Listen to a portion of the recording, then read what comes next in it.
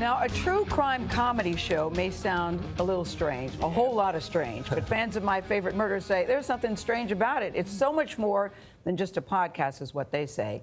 My Favorite Murder is hosted by Karen Kilgariff and Georgia Hardstark. It averages, listen to this number, 2 million listeners per episode. Wow. And 30 million downloads a month. The host's willingness to share their personal lives with listeners has created a legion of devoted fans who dress up like them. I think that's a little strange. Get tattoos of their slogans and turn up in huge numbers for their live shows. Their new book is a joint memoir. It's called Stay Sexy and Don't Get Murdered, the definitive how-to guide. Karen and Georgia both join us at the table. As they point out, this is the first 3-on-2 interview they've had, so get ready, girls. Gotta do this thing. So I like, first we should say hello, murderinos, because that's what you call yourselves and people who like this genre. Yeah. Now, you said you two bonded over your love for this subject and Brené Brown. Karen, you start. What does that mean? Well, we were at a very uncomfortable dinner party that was too small to be like, you know, loud and boisterous. And the tension was kind of building.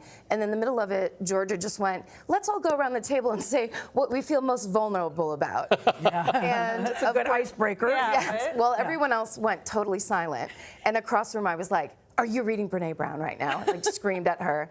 And that was our first bonding moment, I would say. That was Thanksgiving. Right? Yes. It was like a Friendsgiving that we were at. Yeah. And when did you discover you both like murder? You've liked it for a long time, Georgia. We both True have. crime, yeah. We've both been obsessed, but like secretly, because it's kind of a taboo subject, right? People look at you like you're a little weird. That's right. So you don't talk about it much. So when Karen, I saw her at a Halloween party, she brought up a horrible event, and the party started to kind of scatter. Walk away. Yeah. Slowly walk away from me. And then across the room, I was like, tell me every single detail. So now, how did you decide to turn this into the crowd-pleasing podcast you have? We're still wondering that, actually. Was there a moment where you said, hey, this is a great idea for a podcast? How did that happen? I mean, I think we've both always loved true crime, and it's always been on. I mean, like Forensic Files, there's 1 million episodes, and it's been on for 30 years. 48 hours. Yes, 2020, Dateline. So it's not new. It's just, I think that us talking about it and having casual conversations has kind of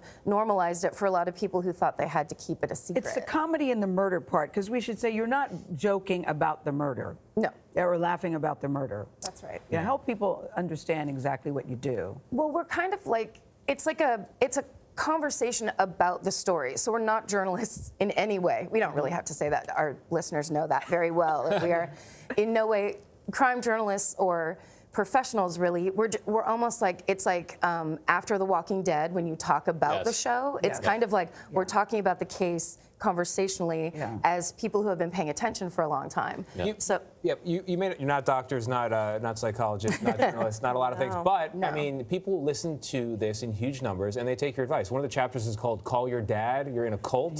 Yeah, that's right. Yeah, that's your advice. I mean, that's something we said once. And it's become advice in a way. That's a lot of us. It's amazing. A lot of the quotes on our. Where does the title? You end the podcast by always saying "Stay sexy and don't get murdered," and that's the title of the book. What does that mean in essence? It does.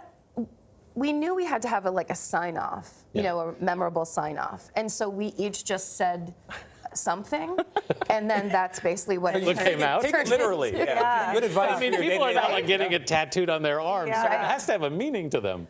I mean, I think it's just kind of about you get to do what you want in this life and survive and thrive. Yeah. And I don't think we meant it, you know, to be so philosophical in the beginning, but I think that's what it's come to mean. It's very catchy, and the thing I like too that you do is you humanize the victims. Yeah. You know, just the fact that take the word victim out of it, you really tell us these people had lives. These people that cared about them, and I think that's so important. Yeah, I think when you watch these shows, the true crime shows, and read the books, and you come at it from a place of empathy and understanding that this could happen to anyone you know, it could happen to you, the way it affects their families. It's so important to come at it from that place. Stay Sexy and Don't Get Murdered is on sale today. Karen and Georgia are going to stay with us, though. We'll be back in a moment and keep this conversation going.